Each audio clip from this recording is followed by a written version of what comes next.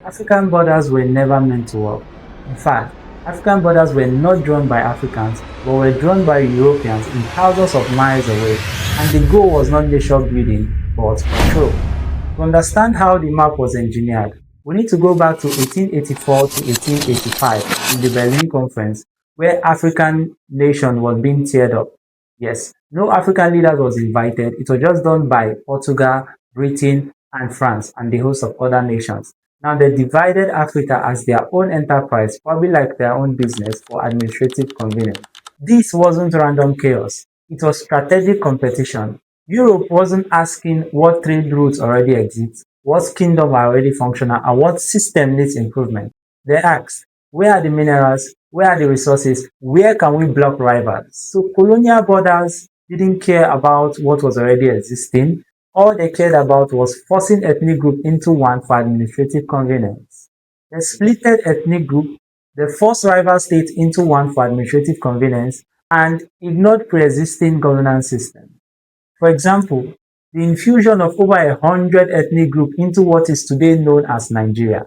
This is not nation building, this is chaos. Why would instability benefit colonial powers? Because divided society are easy to govern.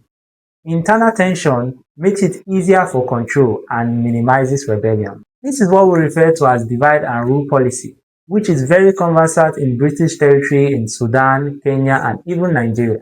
Control does not always require military force. Sometimes it requires fragmentation. When independence came in 1950 and 1960, African leaders inherited these colonial borders and exploitative economies. Weak national identity framework and infrastructure built only for exploitation. African leaders faced a dilemma: redraw the border or keep them to avoid continental war. In 1964, the Organization of African Unity embraced colonial border to keep them in order to maintain the peace in the continent. It was a survival decision, but it locked in structural tension.